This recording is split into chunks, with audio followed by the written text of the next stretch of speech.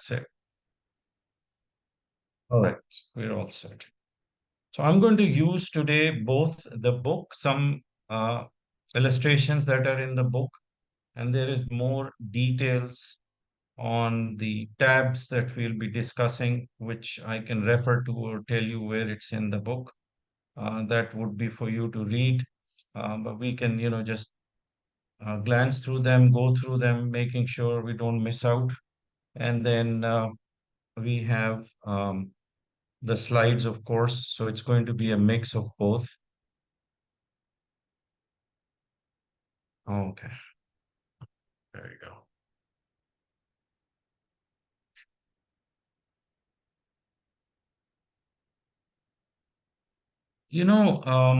I think it could be a good idea if I give you a sense of where the information that we are about to read on data and sampling and analytics, where does it play its role in the process of the documentation, or where, we are responding to proposal for research. How does that play out? This way, you will actually be getting a sense of the importance of what we are learning, and you may be able to connect, the dots to give it the body that I would want. So basically, I'm going to the end result, or just skipping a few things at the moment, but then we'll come back to it, and I will share that documentation with you. And you will see what are the terminologies used, what are some of the research objectives that are identified, the scope, how the scope is defined, and other things. So let's just quickly look at what we have in the book. I have it on page 416. So I'll open that for you, and then I have to come back to this page. So let me mark it, get to 331, but I need to go to 417.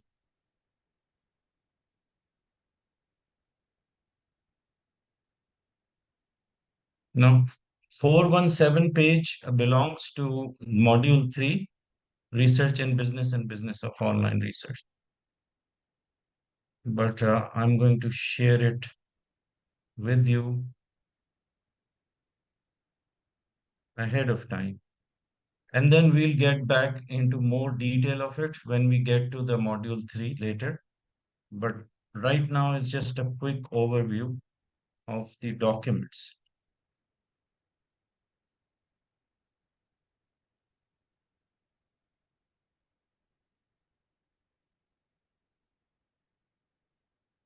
Let's see how I can do.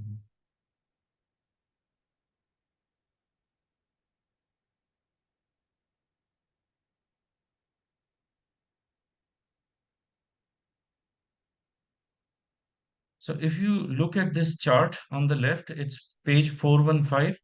It is giving a sort of a process through which different documentations play their role during, the mm, I guess, during the engagement between the client, or the initial engagement when it starts and how it ends, and what are those different documents that come in the process or the flow.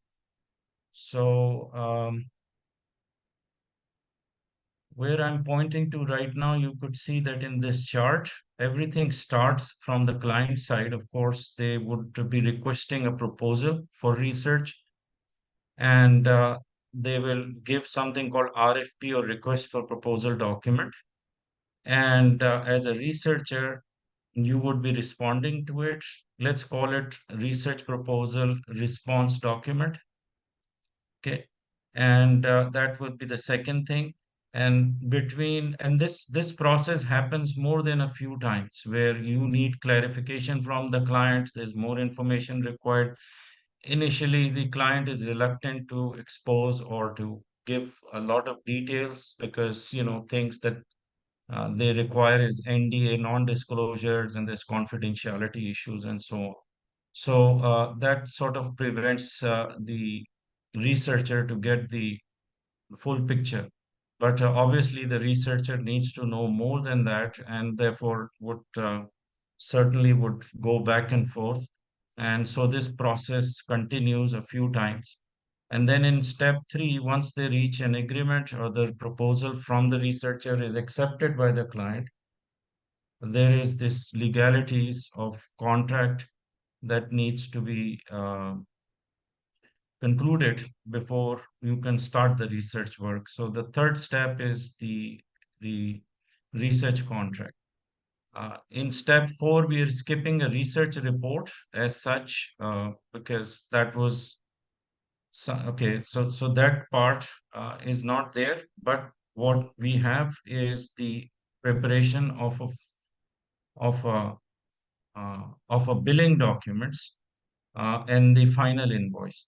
So, but we'll not be doing those right now. We just focus on one and two, which is request coming and response to it. And you will see why we are doing it as I start to use this one. For instance, this is coming as a request for proposal. By the way, these are real documents and we have just changed the names. So you could pretty much think of these as, as real as possible because that's something we've been using and you know, and this is by permission of a client. So it is as real as possible. Now, the request that comes would look like this. There would be a background about the company that is requesting research. Research project goals and scope of services is defined. And when you look at it and you read through, you will see it starts with the research objective, which is the main objective or where it identifies the outcome that is expected out of the research. So that is research project objective. Project goals and scope of services. That's just the heading. Okay, so I'm sorry. The scope itself is right under the objective. It says scope of research work. And normally, the client is not a researcher themselves, so they don't know exactly how to articulate everything, how to use the language for researcher or some of the terms and methodologies they're not aware of, but they obviously know what they want or have a general idea of what how they're going to be using this report. So it sort of gives that cloud where a researcher might have to dig in and look for or read between the lines to see what could be better explained or what needs to have a bit of a method or the analysis or the particular terminology that is missing to insert that into it while they are responding to the proposal. So it is when it comes to response to this proposal based on how they interpret the limited scope that is disclosed in the first sort of you know first process of sending the request. They would be doing kind of a hand holding. So when you see how the proposal is sent back to the client, you will understand it better. But let's see from what we have here, what is defined in the scope. Perform online research work, and collect business intelligence for product research.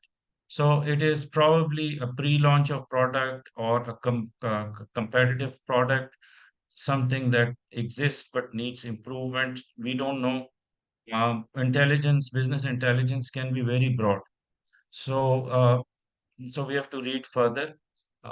Point I'm making is that it is not as detailed as it should be. This is how the scope comes in the first go. Then we've got best price determination. So there would be pricing analysis, okay, and There could also be feature analysis in the first one, as far as intelligence, the market size, or the market trends would be part of the business intelligence information. In the third tab, it says evaluate product competition and its business market outlook. So you're doing kind of industry research. Okay. Uh, the client will rely on data collection and data analysis, as in quantitative research as well as qualitative analysis. So it is asking that do both. There are two types of research. One is to collect quantitative data, and the other one is qualitative. So we'll see what the difference is. And we need to understand that reading between the lines, it is a bulk of work, because qualitative could be more difficult to collect, and then to interpret qualitative means that this is more like sentiment analysis, something that says, in the school of in the score of 1 is to 10, what do you think? And something which is not exactly quantifiable, but somewhat, you know, um, easier to collect, but difficult to interpret or transfer into quantitative form. Quantitative, on the other hand, a quantitative data is more manageable, easy for analytics and so on. So anyway, then moving forward, it says social media. What is included in qualitative analysis? Social media trends and behaviors in the purchase of similar or comparable products in current online market. So obviously, this is trend analysis, behavior analysis. You will have to tap into the social media to see how the competition is doing, who are their followers, if the values are real or they're, you know, created by marketeers, or how much of a reliance you can place on that data and so on. Then coming down, you could see the research will also determine product utilization by a particular consumer group. And so here you are addressing the target market. So if you have to do, and by the way, you can tell by what I'm reading through, it is more like a market research report they require, generally speaking.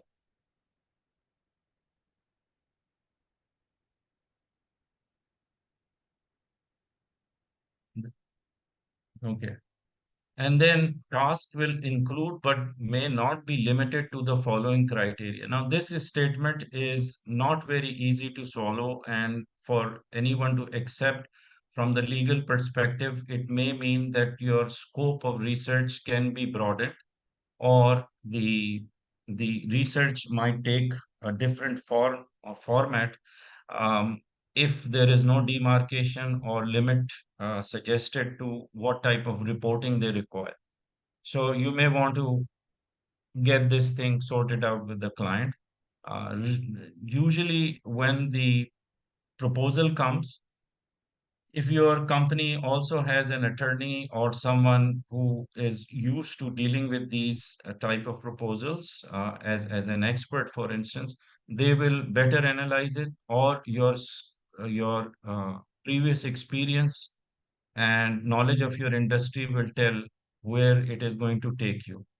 So, uh, coming down, what are different analysis? They want SWOT analysis, which is strength, weakness, opportunity, and threat analysis. Product analysis. Product analysis is not as well defined yet. Okay, because product analysis could mean different things. And depending on the product, if it is a technology, then it is sometimes more difficult.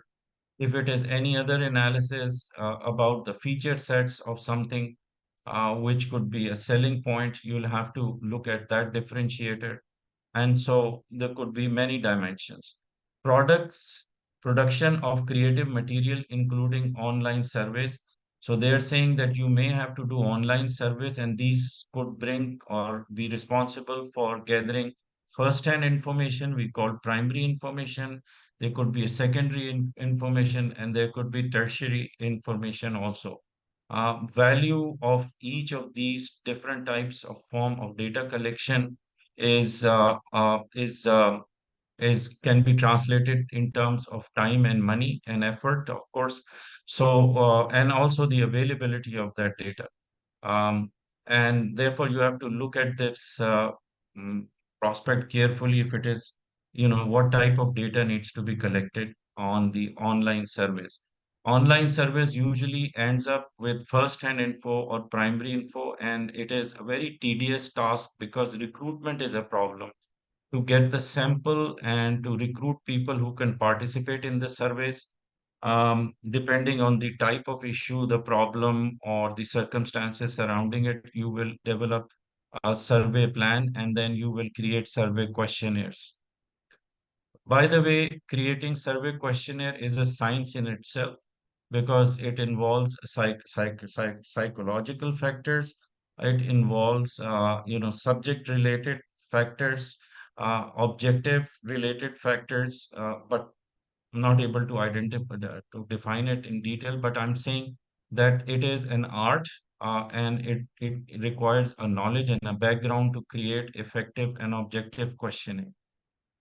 Then we have consumer data collection from social media platform, meaning that you'll have to tap into whatever resources are presented to you through um, the will of that social media account or the social media vendor who may expose or present or make available certain information sets in the form of diagrams, in the form of graphs, or whatever is available. This becomes a challenge, and you need to obviously have to look at you can or cannot tap with the social media accounts. Then you've got collecting competitors' business intelligence. Normally, business intelligence collected by third parties is still acceptable and easier perhaps compared to someone who is direct competitor to get that kind of information. So, and then it's not as easy as it seems or looks from the point of view of what can or cannot be collected, or there could be limitation to verification of this information. Then you've got perform qualitative and quantitative analysis with supporting charts and data. This means you will probably be using some sort of a software which does the analytics for you. Basically, these days we don't do it by hand, or we don't create graphs, physically. We don't make 3D diagrams.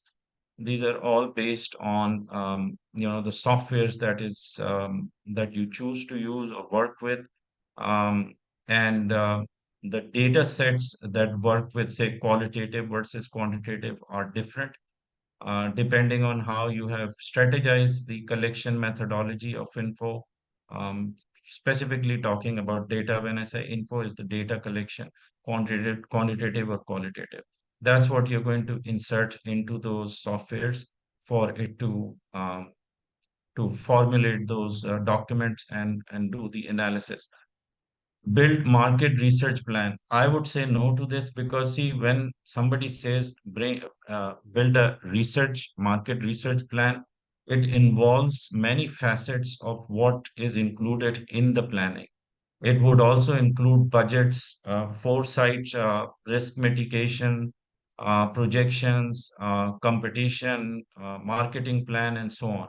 But you are not really doing their marketing. You're basically doing research for them to use that research in their market research plan. So it has to be looked at very carefully because this is the first step, as I said. When this document comes, you have to know that you will have to get back to the client and educate them and make them understand what you can and cannot do, and where the limitation stands. Then we've got perform other communications and marketing related assistance as required. Again, a very loose statement, and obviously you're using your own internal resources. It is generally a project based research, and you know who is to assist who, we don't know. So all this has to be clarified. So the last two tabs, I would be a little bit skeptical and would want to make it very clear about what is generally offered from your side. In your response to clearly state your strategy, methodology, and this and that, all this is note, which is not as important for us right now. But let's assume that this is the first document to which we have to respond. Now, most important is the research proposal, and this is the reason I brought you to this page, so that you will understand that what is included in research problem. Mostly the research problem is includes the scope or the objective, and also somewhat gives an indication of uh, you know how long or what would be the cost and the time frame involved. So the third one is research objectives. You have to state it in a more professional way so that, like I said, you are also educating the client at the same time you're using the terminologies which generally is acceptable industry wide, because you have to assume that any research proposal that you send back will be competing with perhaps others as well in the research business, and you have to be at par with what is professionally, how it is professionally articulated, and how it is generally accepted as as the format which is used industry wide.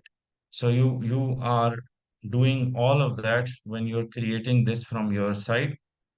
Product viability, that's what your assumption is. Optimized pricing, validate target consumer market. These are the headings to which you would say that would lead you independently or sequentially. You will be creating plan in three different areas. Research scope is stated or elaborated. Research methods are identified, in quantitative method, for instance, what would be your data collection method, what would be included in primary data sourcing, what would be your secondary, because data is, or the information sets that are collected are premium, are the ones uh, on which you are going to base your hours of work and the cost. All right. um, as well as for the client to get the assurance that certain type of datas are either validated, vetted, or there is enough evidence to cross-reference it through citations or bibliographic references to give it that reliability. Um, because in turn, the client will be affected directly uh, based on, the type of info they can rely on in order for them to make decisions, or for them to rely on that data for their management, or whoever the user of that report eventually is going to be.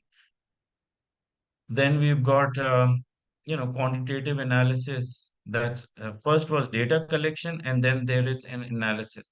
Data collection is one step where we would identify the type of data and also the sampling techniques, and something which is well defined in under the umbrella of quantitative methods. And after the collection of that data, how are you going to analyze it? What would be your methods of analytics? There are several ways of analyzing quantitative and qualitative methods. Both have a type of analysis which are very peculiar and pertain to those specific type of data. So that's why it is segmented into quantitative methods and qualitative methods. First, data collection, then analytics, right? You will also identify, and basically you will have to present who is going to work, or what will be the capacity and the experience and the capabilities of the staff you have in hand. That especially the senior level executives or senior researchers you have in your team, that needs to be identified. Then we have research timelines. This is a very important segment where you would tell the client the time, effort, cost, and budgets, and the diff, and that is obviously a more detailed document. So we will have a quick look at it, because when you are responding to RFP, you are not supposed to make it a very large document, okay? Unless it is government related or it has to do with some government contracts which have strict regulations, and they have the kind of framework which you have to follow. But let's assume that this is more on the commercial side, for independent researchers, generally accepted as a typical document. That's how, and when it comes to designing the proposal, you don't want to make it too big because it's a lot of effort sometimes.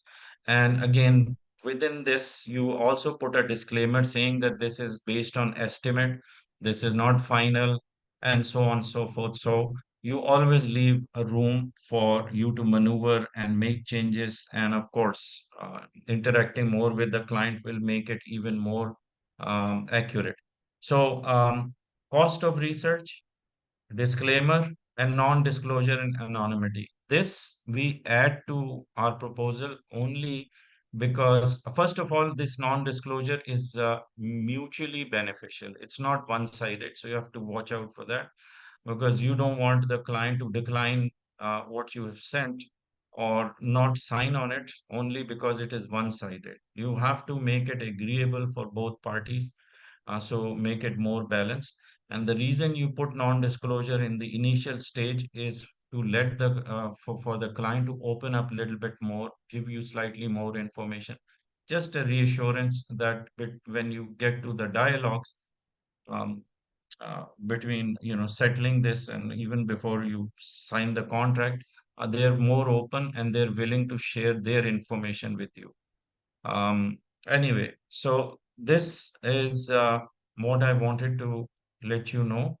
Uh, if I go in detail and show you what it involves, which is what I'm going to do, because some of the terminologies that are used here, we will connect it and relate that to the data analytics and, sample sizing, and the type or how we collect the data. All that is important only because it will eventually end up in these type of documents for a better understanding and for making it more acceptable document up to the standard for the industry to recognize it as a formal document.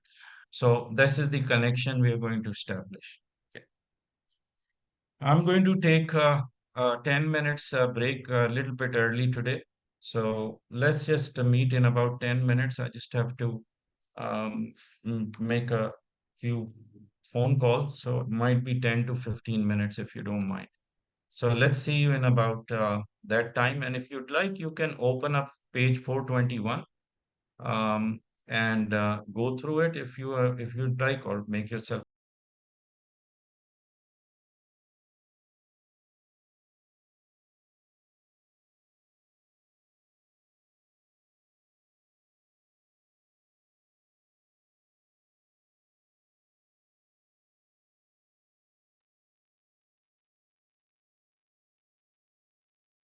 Okay, Justin and Dorothy, I'm back. We can continue if you're ready. Okay, Let, sounds good. All all ready. right. Okay, thank you.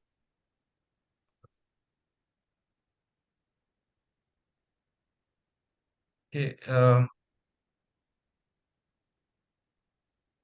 what I'm looking at is the hypothesis or the research problem, and this is how uh, it is written.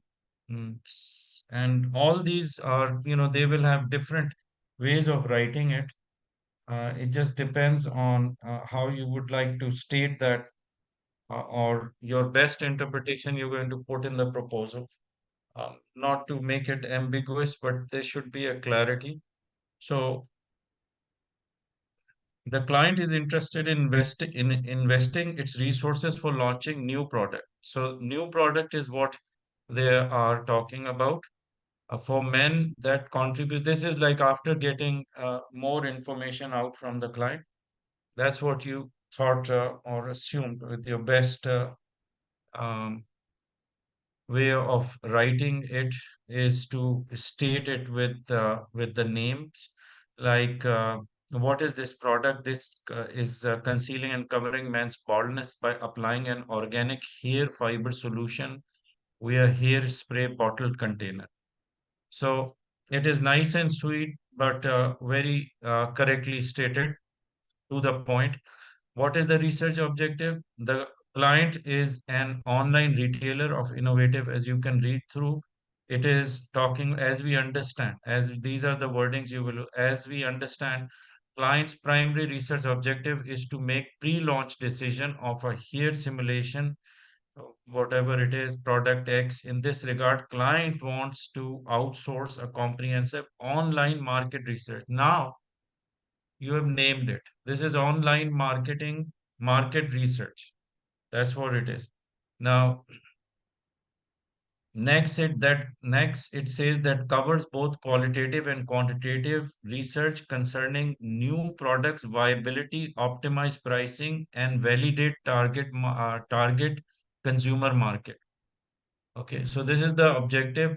See how they have put it, or in the first request of proposal, it wasn't revealed properly. But when you are sending a document back from your side, you're sort of communicating by elaborating things or making it more um, understood between parties.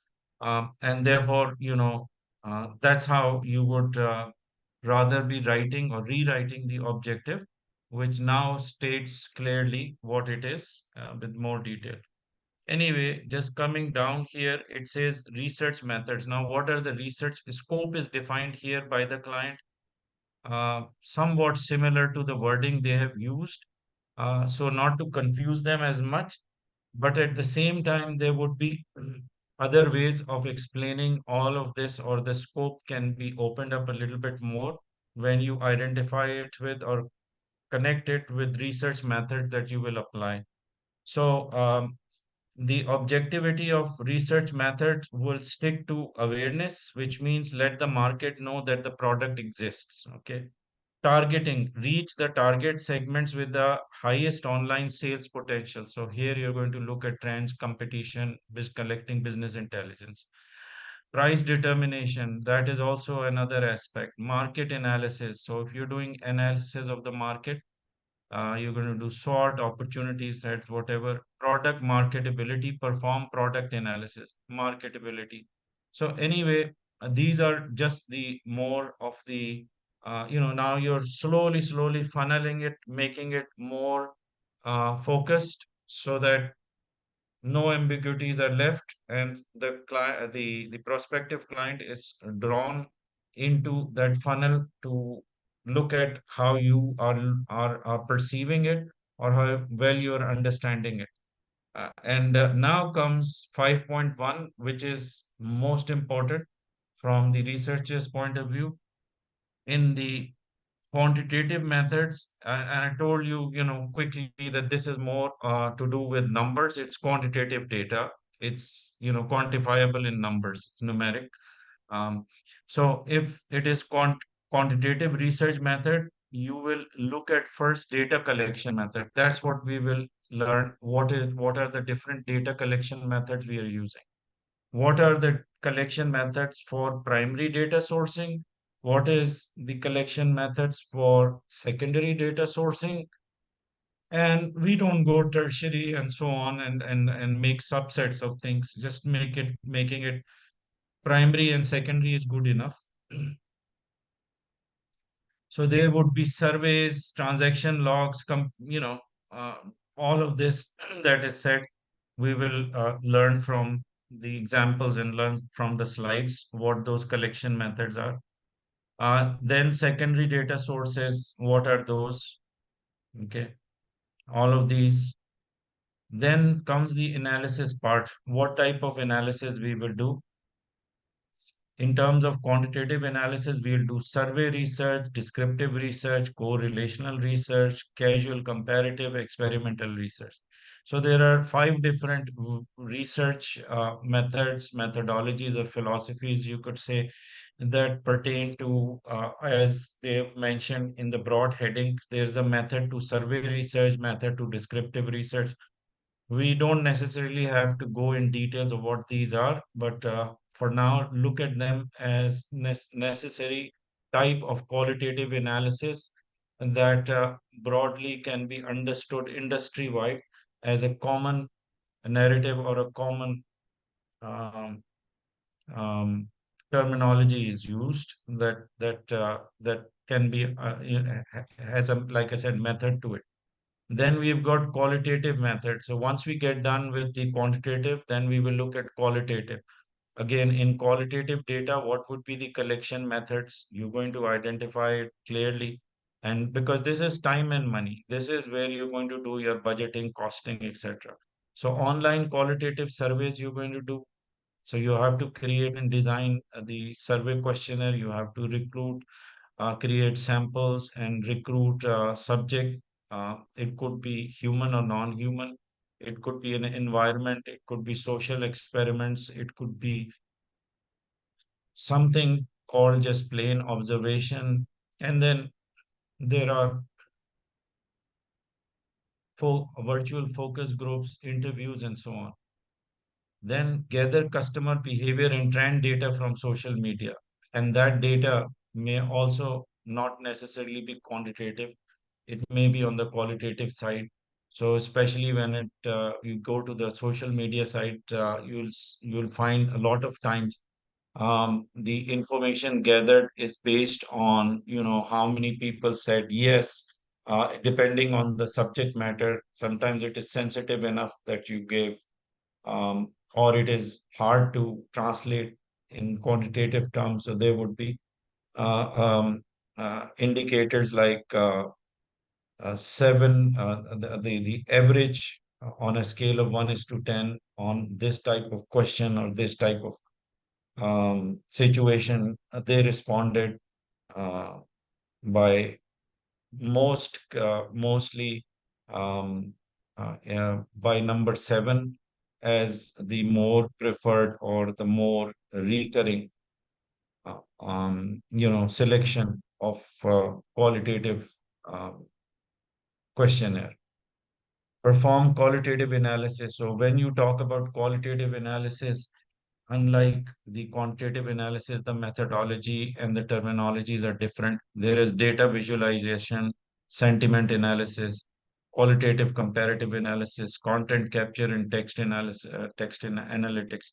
So these are analysis analytics of different kinds, and depending on what the objective of your search is and the nature of the data, or depending on the limitation of the data collected, you will apply those in making them into meaningful analysis or charts or whatever is the outcome of your analytics.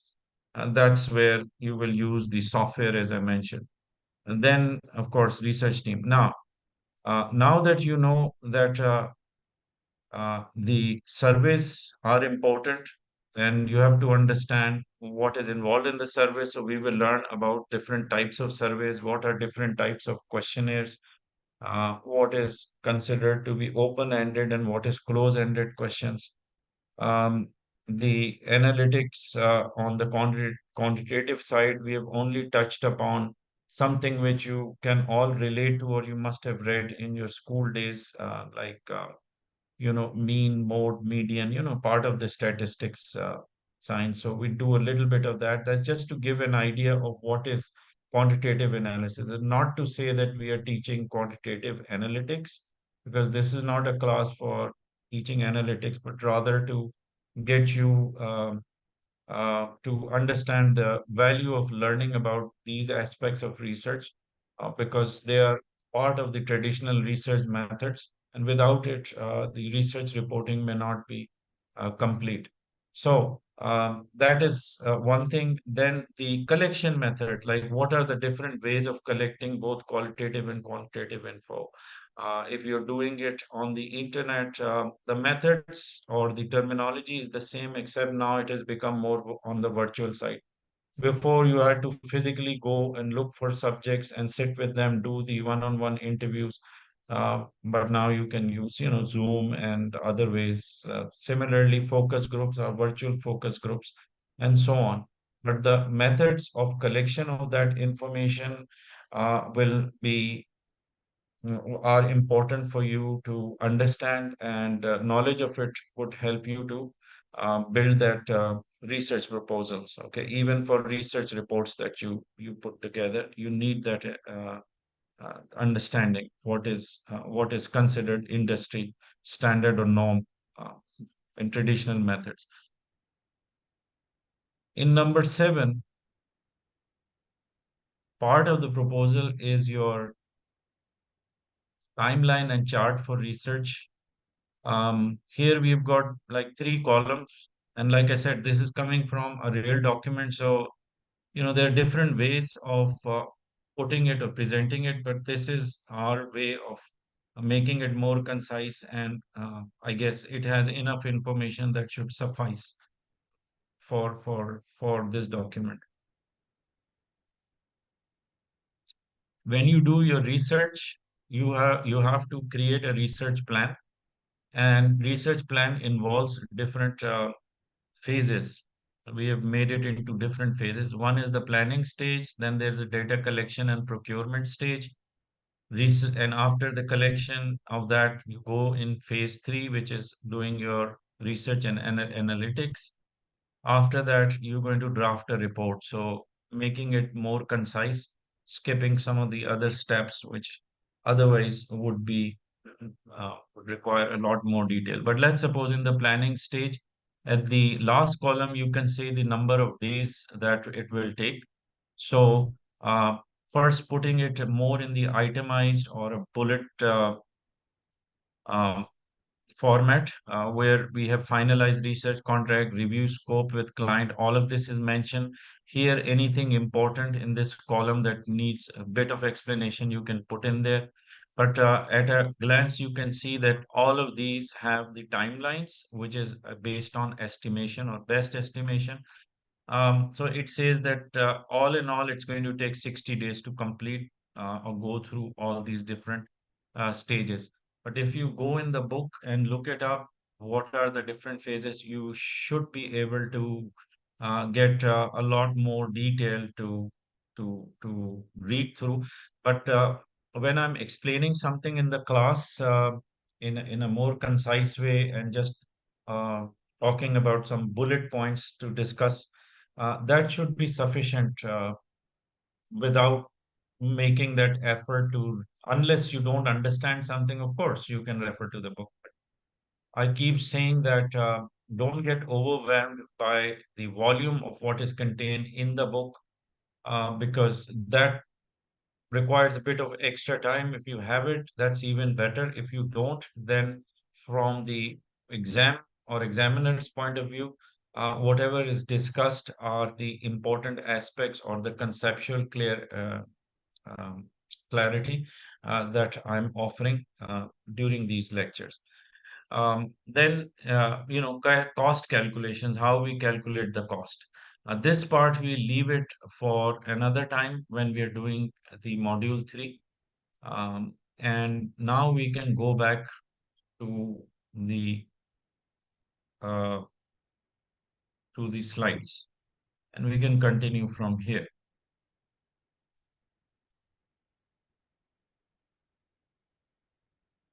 Hmm. This is where we left the last time, and we continue from. We've done challenges quickly.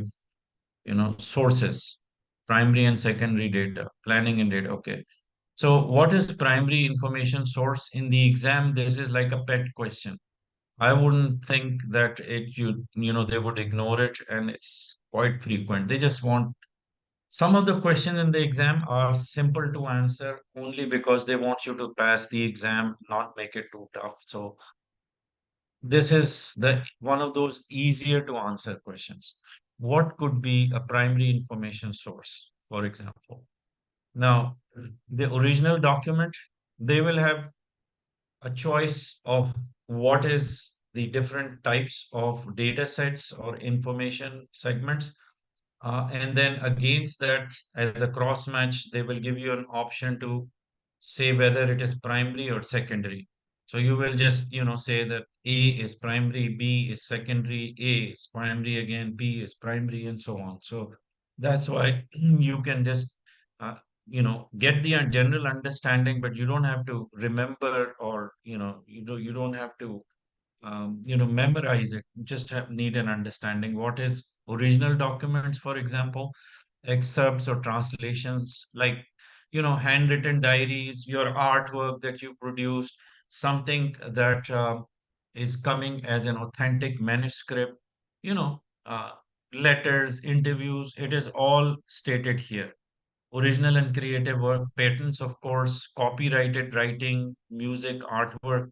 Now, copyrighted writing, again, I mean, there's so many layers to what is considered primary. Primary, in general, is something that is obtained from the source who created it, and the creator himself or herself, whoever is responsible for producing something, creating something, putting something together, adding to something that already exists, and adding to the knowledge, all that is original creative work. Relics and artifacts also, okay.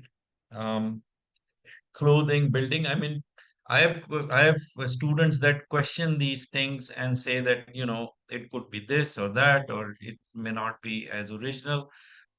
Thing is that we are not getting into those layers. We're just looking at it from the general point of view to get a sense of what can be construed as primary. Let's say this is the best way of putting it. What can be construed? It is not like it is, in something etched in rock. There could be different ways of how you can interpret it. But let's just assume that you understand what the primary information source is.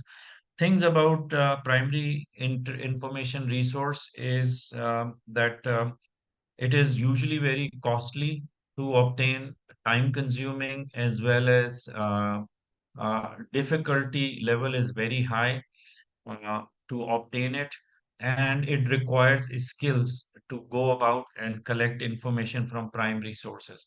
So but at the same time, the primary source has a higher value of acceptability by the client, but the client cannot have the luxury for them to always expect the primary information as their main resource for creating reports. There is secondary information which is more common and easy to get and affordable, as well as something that you can reasonably rely on. So the reasonability will always be a factor, and a lot of times the client would insist or be very specific on what could be the primary sources or where would they want the information to come from. The method of collection should be approved, the cost, and so on. But when the primary resource is of more importance for analytics, the client may give you the resource, or they might just provide you that data also. So that's not very uncommon as well. Like sometimes they do their own surveys. Anyway, so primary info, then secondary. What is secondary? This becomes confusing sometimes. Like, for instance, a lot of the students wouldn't think that books are a secondary resource of information, even if it is written originally by the author who has signed it also, and it's been printed and so on. That is considered secondary. Why? Because the information contained inside of it, depending, of course, on if it is fiction, reality, or it is collection of something. Important thing is that it's very hard for a researcher to verify those facts, or sometimes the facts may appear to be realistic or reliable, but on the background of it, there could be something that is copyright infringed. But mainly, it is not a first-hand info. Okay, so it is secondary in terms of how it is identified, for researchers to classify them as secondary. Government publications is also secondary because you're not doing those surveys, you're not basically are vetting or vouching, or basically there is no process that you can identify with or know of that makes those reports authentic. Um, Reports of different types, even newspaper articles, stories. So, without having to go through, the I guess the debate on what is secondary or primary, just think of it as a set of info which you can remember, recall at the time when you're answering the questions in the exam. That's the best way of how I can tell you that you have to approach this. So this is secondary information source, and then there is, you know what, I would rather merge secondary with tertiary and so on. I mean, there is no point in getting to organize it according to, how it is, then there will be what? Quadrantary, or, I don't know. We can't just go about doing that. So let's say that this is also part of the secondary resource: databases, bibliographies, directories, textbooks, and reference books. Anyway, so secondary, primary, so now, because your target for any research is to collect information first, okay. Obviously, you understand the scope and you understand the objective of the research, you understand the research problem, you understand hypothesis there. But what is important is how are you going to evaluate the overall um, scope of the project, overall scope, I'm saying, that would involve your resources, your current assets that you hold in your research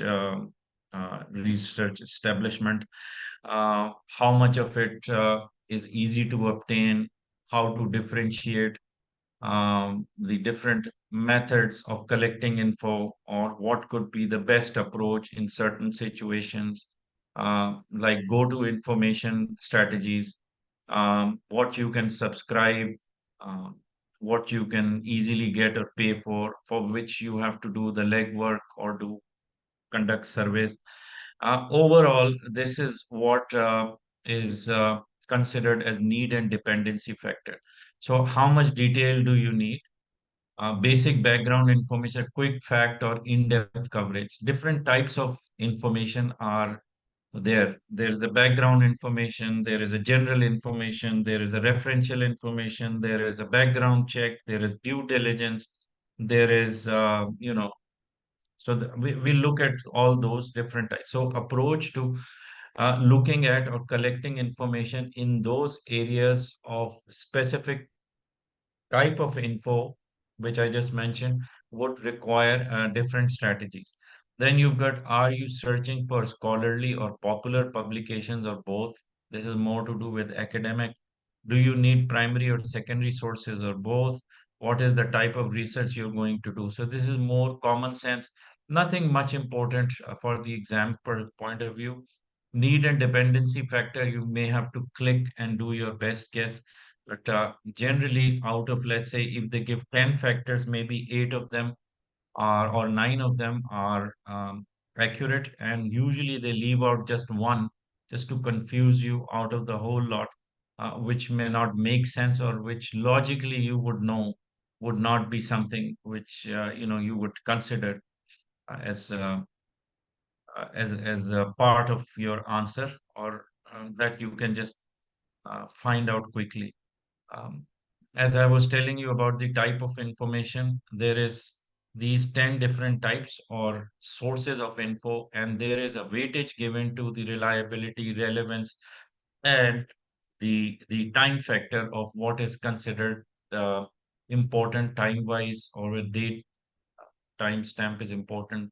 Other information which is moving, like tickers in the stock exchange and so on. So there are different types of info and different ways of how you're going to approach to collect the data from there.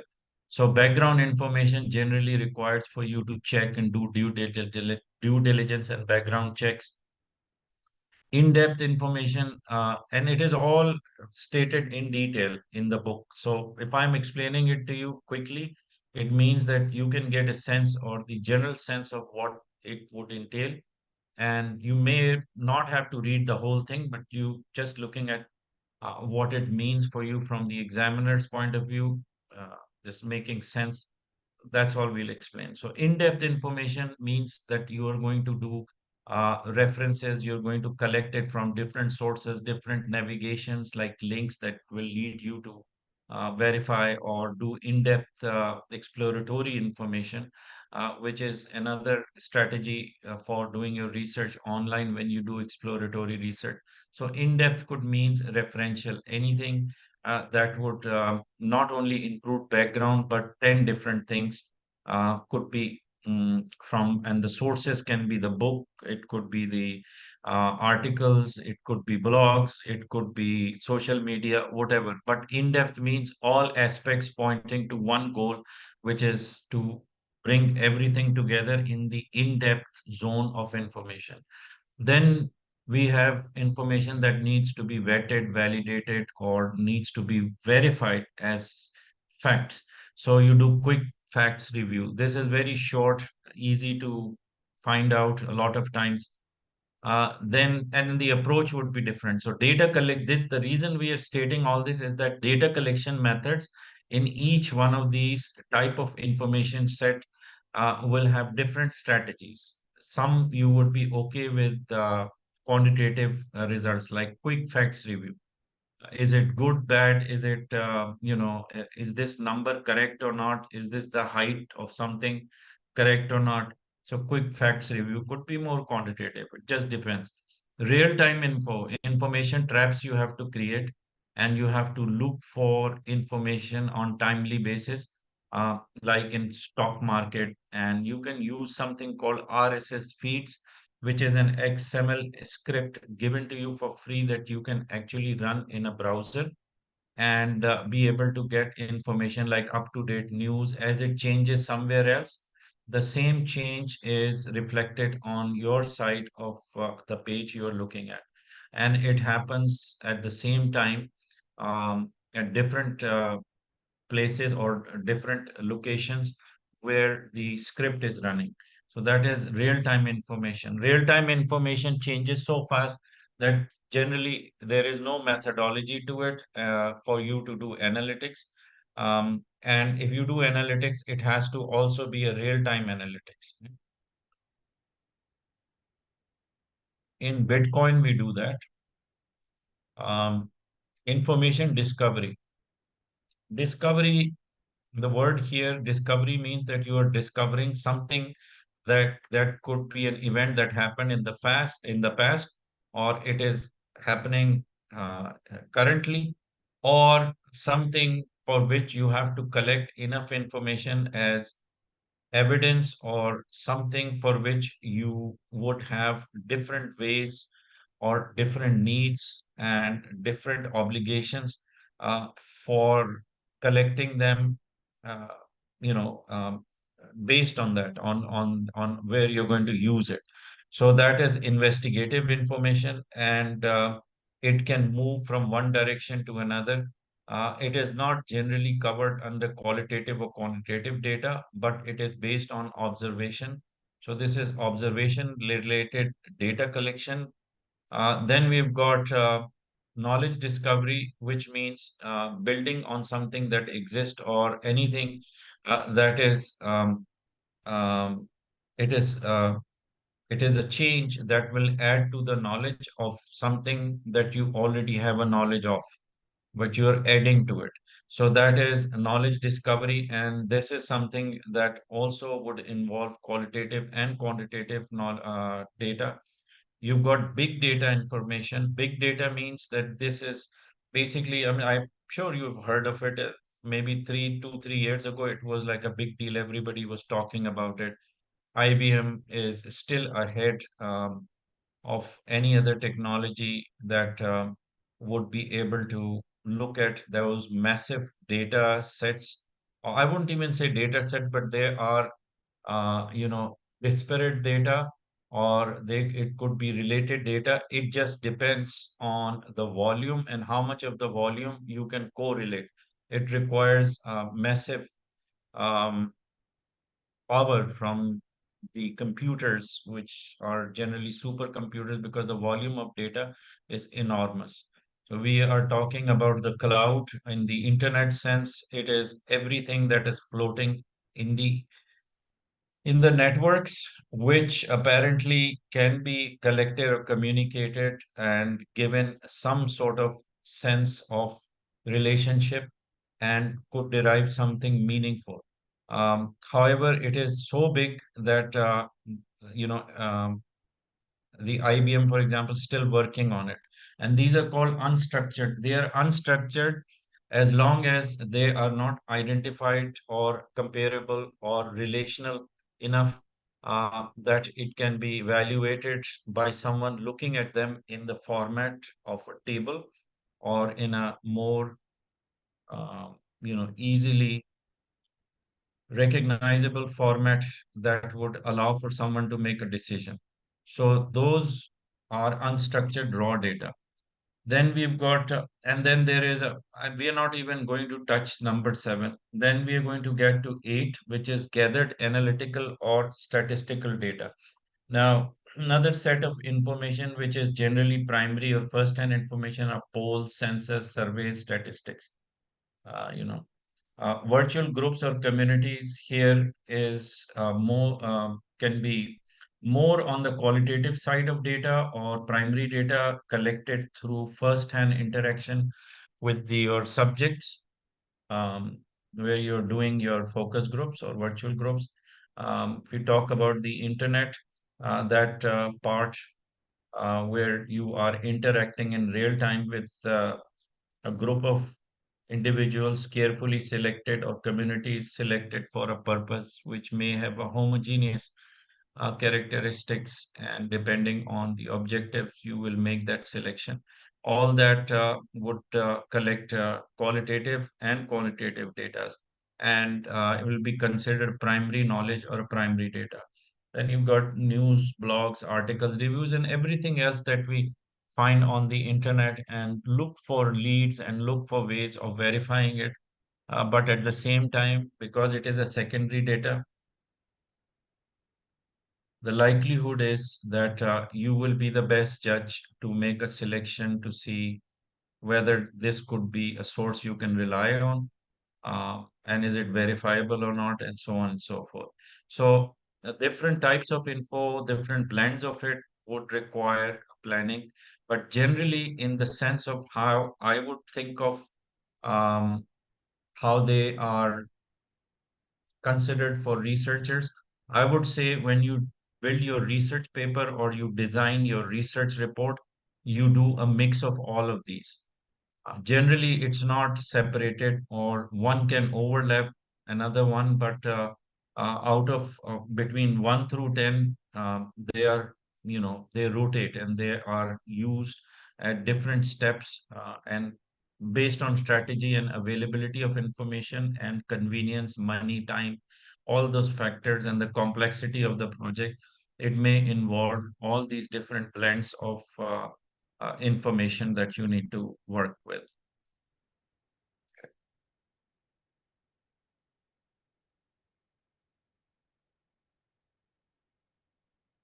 I'm getting tired today. There's a lot of information here, and it's quite lengthy. because I still have a lot of slides to go.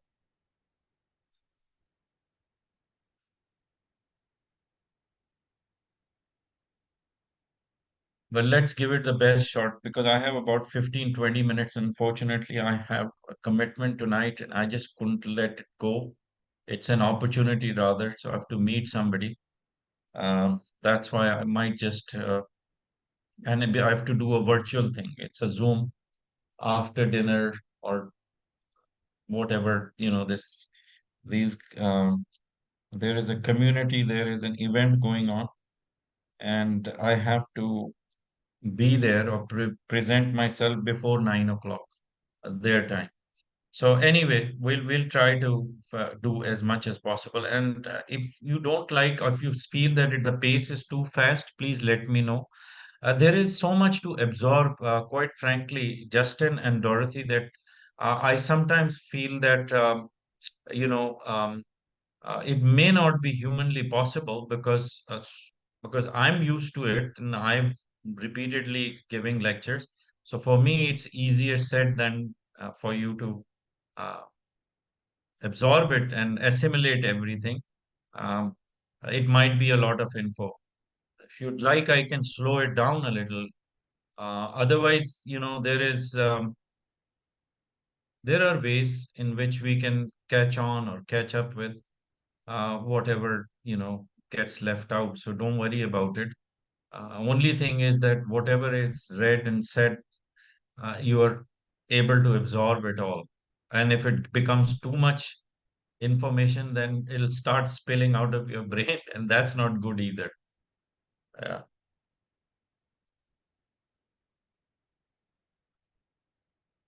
So, off the topic a little bit, Justin, is this information of any use to you since you are a writer and I guess you do write for the television or the No, media? no. That's I think you're thinking of someone else. Okay, I've done recruiting in my career, so a I lot of so it. sorry.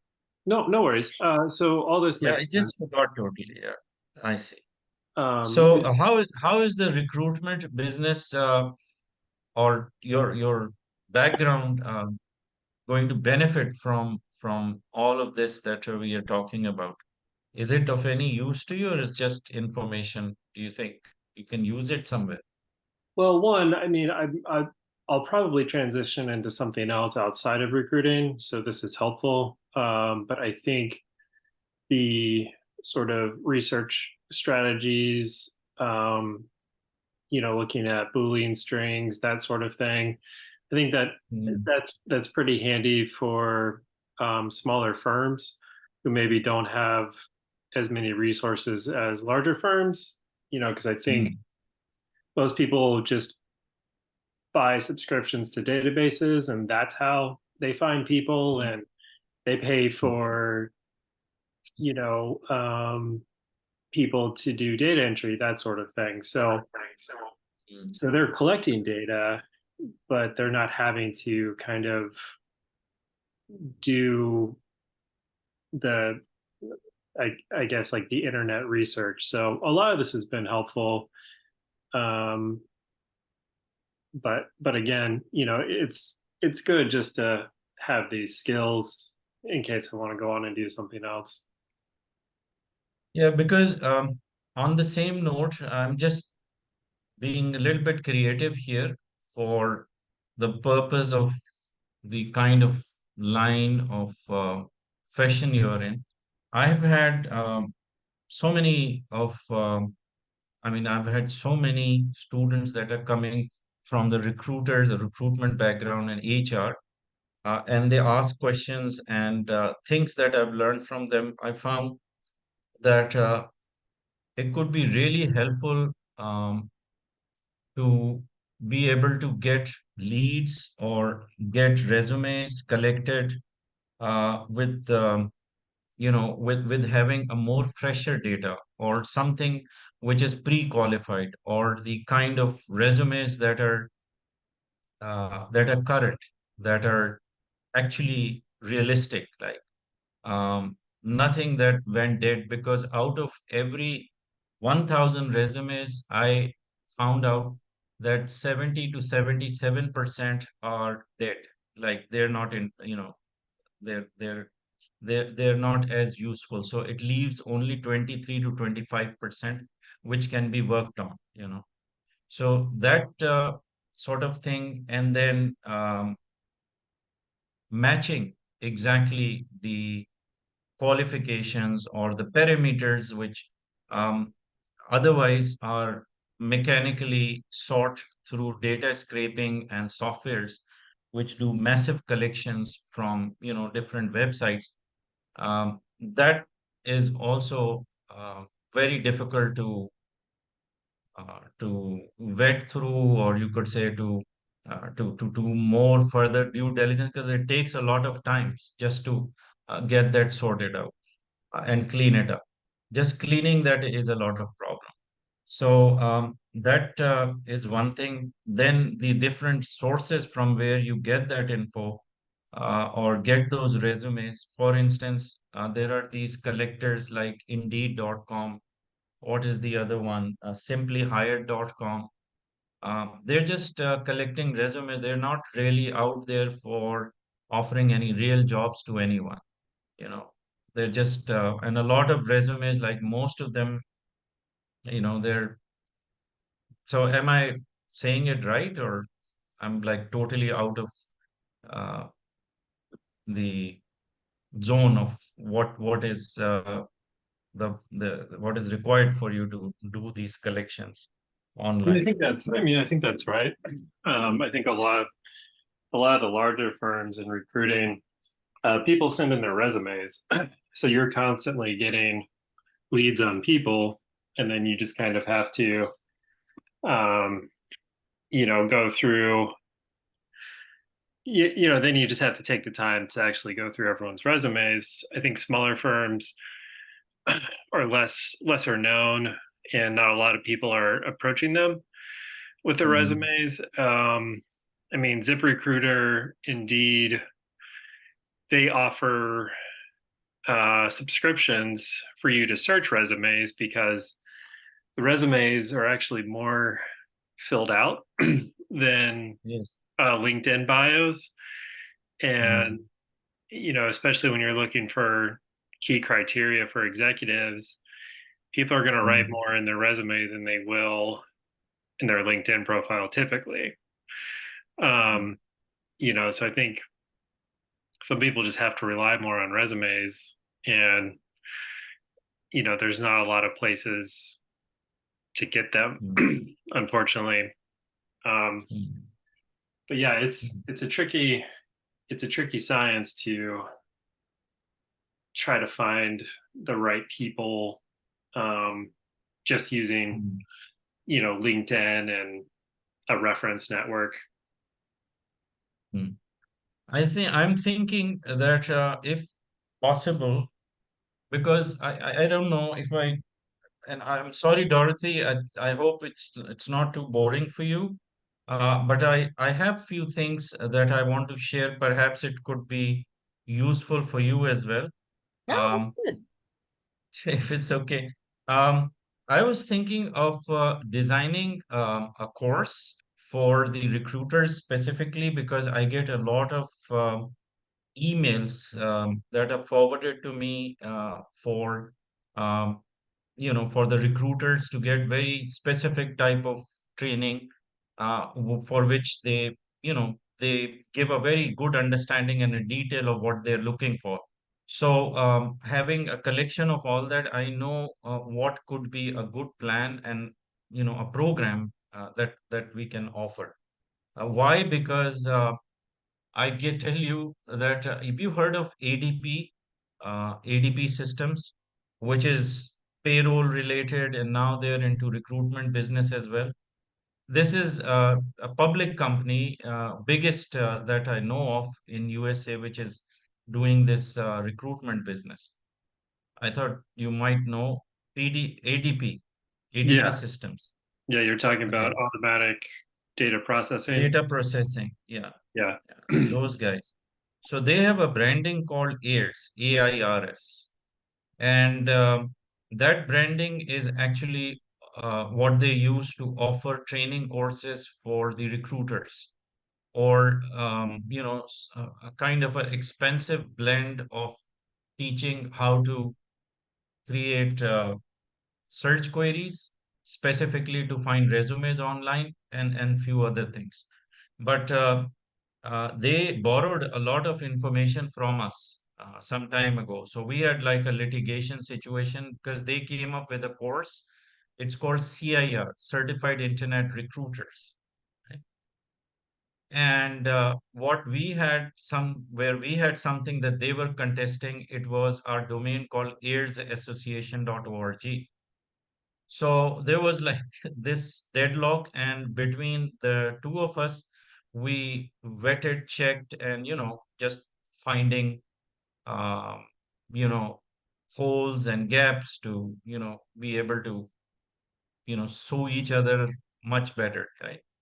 Or to contest that. So that litigation lasted for almost 3 years. And what I've learned from that is that they are offering the same course, which is CIR, that only includes a part or a small portion where they're talking about something different from, than, building those search queries for recruiters. A bulk of it is search queries, and some other software they have created which does the surf as a search, and it has a built-in search engine. Anyway, not getting into that, thing is that they have a fully structured course called CIR. We have a course which is CIRS. Um, Eventually, what happened is that we live happy with our way or our life with the CIRS, and they were given the CIR to continue with. So that's where it ended. Now that I look at it from the knowledge of what is been borrowed from our side onto those courses by ADP, and they are selling those courses for like maybe $1,500 a pop, 20 hours or so, nothing really as spectacular. But because of the branding, because it says ADP, I don't know, there probably is more of the people taking that course, just so you know that that's out there also. So if you go AIRS and check it out, it says CIR. Now, looking at that and then coming back to what we have, it seems that it could be another venue for the researchers to actually look at it from, from a more in-depth perspective. And I am thinking of collaborating with someone who is coming from the industry, who can tell me the pains and the gaps that are there, something that we can fill in, and bring a special course to fit it into their requirements. So, having said this, and I've spent quite a bit of time on this, I apologize for it. I probably have to take it out during editing. But important thing is that we understand the value of it for the recruiters. We do have a little bit of understanding what the pain is like. So uh, from the point of view of what we are doing, or where we are going with the CIRS course, it seems that if you take an independent approach at some point, and work with other recruiters or recruitment companies, you can probably utilize it to, or utilize this information to create research reports, because those companies also need a lot of research, not just for collecting resumes, but in addition to that, they want to look at the market segment, the need, need analysis, and so on and so forth. So that way, coming from the industry, having understanding of how you're going to create the research, you may be able to operate better by offering your independent research services in this area. Anyway, that's just to give you that story, background, and you know, give you that sense that you can still go independent and do research in this area. Yeah. All right.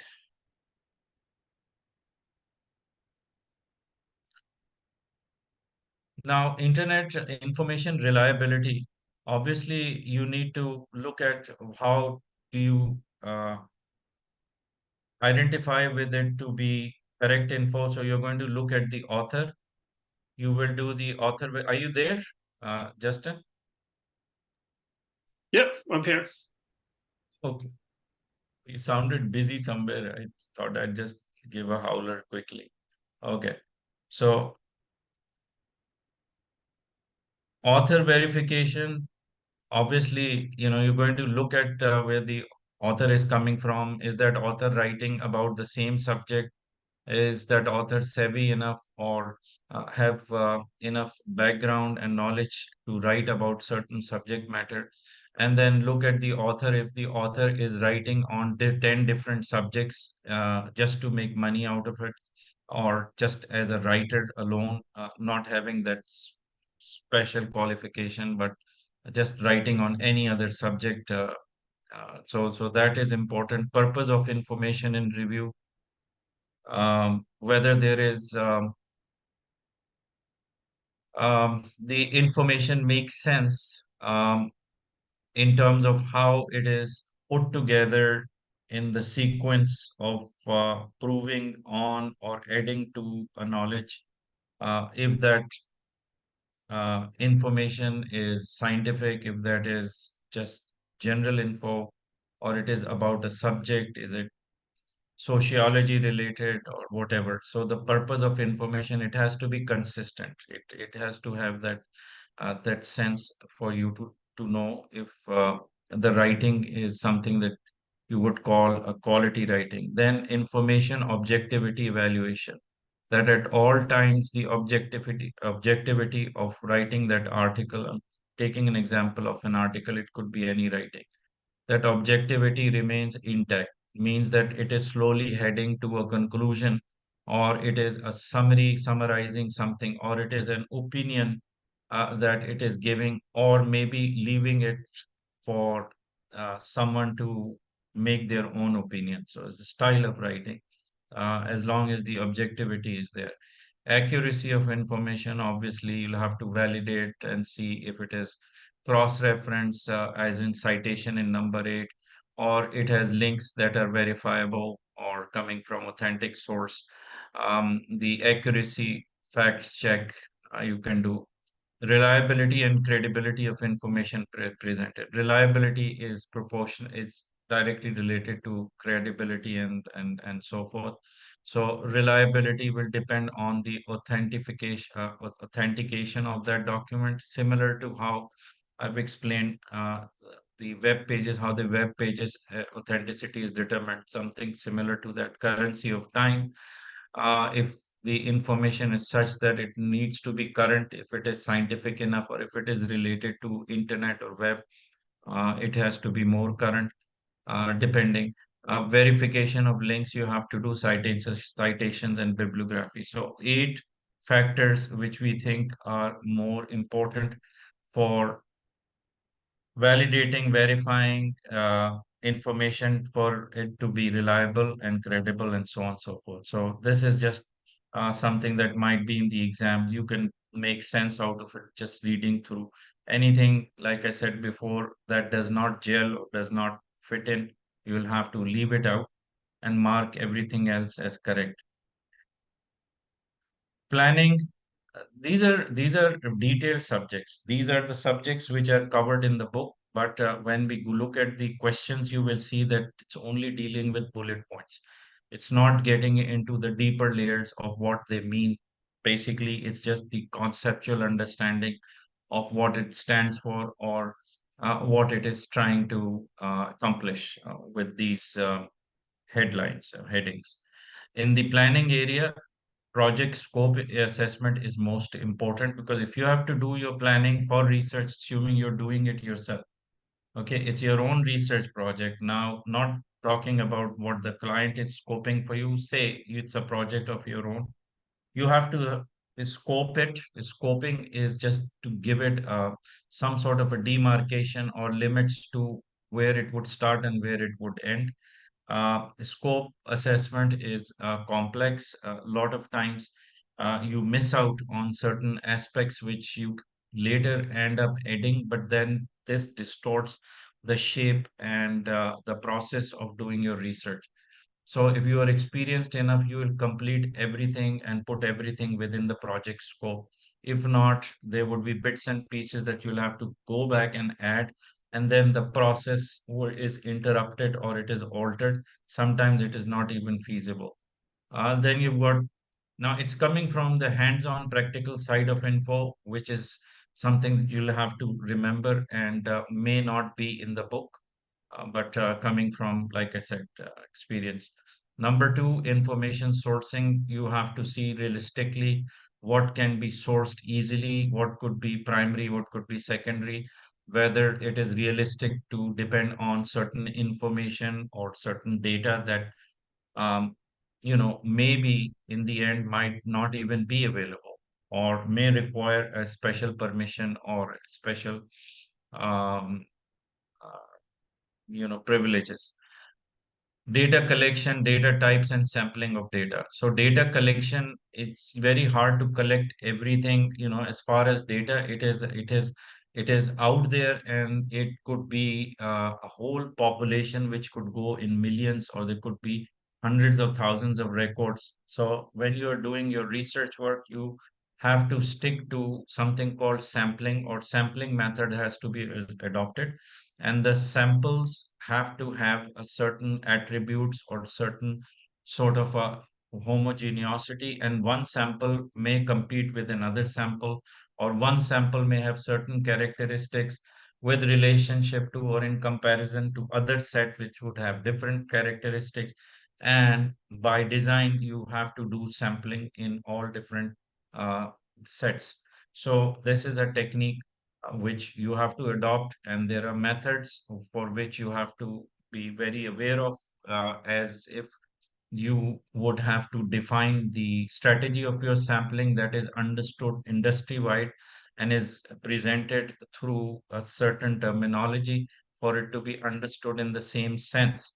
So sampling, data types, I told you, uh, the primary, secondary, and there are more granular way of how you can identify the structure of the data. So assuming if it is numbers, there could be number sets, which are what we call continuous, and there is dichotomous, and there are so many different data types. We identify or separate them, or identify with what is can be obtained in fractions, what cannot be obtained in fractions would have to be whole numbers, and so on and so forth. So there are data types and there are terminologies that are used frequently, which we will also have to cover. Then in number four, we've got data analysis. We've got methods and techniques. What are different methods and techniques in data analysis? Information reliability, quality, and risk. You have to do that assessment separately. And this is more to do with risk mitigation, not only for yourself but also to protect your client, and at the same time to fulfill obligations of what type of data you can use, collect, and which data would require an informed consent, which is to do with the human object, or a human, not object, I would say a human interaction. So that requires legalities, and there are certain forms that one has to be aware of in order for that data to be used. Similarly, in situations like observations, what could be the legal issues involved, what type of consent you need to obtain, and from where, you know. Then you've got number six, research results interpretation and reporting. This is optional a lot of times. As a researcher, you don't have to give the you don't have to make inferences or make conclusions. You leave it for the client. Basically, your job is done when you are able to collect and present information in the best possible way for the client to make that judgment. So number six is where you would you know rather not get into, unless you're coming from the industry background and some expertise are required to add to or to pad up that reporting by giving independent opinion and so on. So that's number 6. So in the planning area, all these 6 different stages or different phases require a planning for, and as I mentioned, looked at from the document that we shared, that document gives you more details of how the planning would involve different steps and different types of information. Research work assessment and approach. I will skip this one. This is not relevant anymore.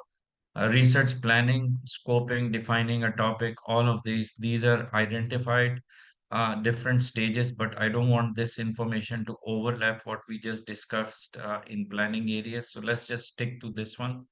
I don't think we need to worry about the slide which goes to page 403, 392 on your book. I would officially declare it redundant or not as important.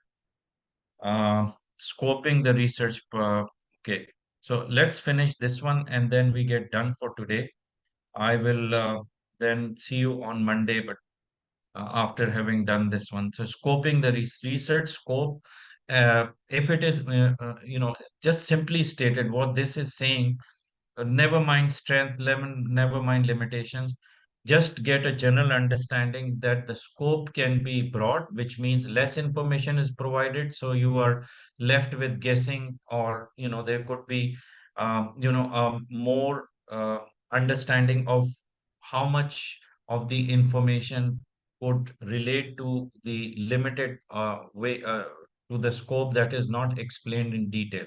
So if it is, I just want to do market research on this and this, that means it is not explained in detail, like what type of market research you require. Is it for the business? Is it for the product?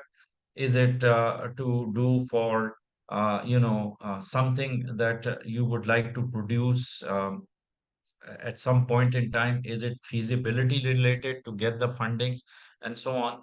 So you don't have any of those details. You just have a broad research scope. That means it is not as detailed. Once you get something in more detail, which is very specific, and the client knows exactly what they require, they even uh, tell you the type of analytic, the type of data required, the information gathering methodology is discussed, even sample sizes are discussed. All of that would make it a narrowly defined research scope and easy for a research analyst or research to create a response or a plan for that research. Now, the next we are going to discuss on Monday is very important. We are going to look at what the data is. Data and information means the same thing. Okay, for CIRS, it's not distinguishable right now. So when we talk data, we will learn what are the data types. Okay, what are the data collection methods, and what are the different analytics or analysis which are generally acceptable or understood as more commonly used data analytics models. So we will discuss that. What you're seeing here in the chart is giving you numbers in the red boxes that sort of, you know, um, without causing confusion based on, the pointers or these arrows, it is telling you how we are going to progress from 1 to 2 to 2.1, and similarly from 1 to 1.2, 1.1. So it is the hierarchy of how the table is set and how different boxes are giving information for the headings that are on top or where the arrow is beginning and ending. So if it is 1.2, then you can expect it to have more details in 1.2.1. Similarly, 1.1, more details in this box, 1.1.1, and so on. That's just the way it is set. So I'll unfortunately have to wrap it up a little bit early. The data plan, as I told you, Monday, and I wish you a great weekend and happy one and safe one. I'll see you all on Monday, and hopefully Mike and James will join us as well. All right. Any Sure. questions? Have a Anything great I week. can answer? All Yeah, right. sounds great. Thank Nope. you. All right. Take care. Have a Good good enough. evening. Thank you. Yeah, you too, and thank you for showing up today for the class. Very glad you made it. Thanks. Bye bye. Right.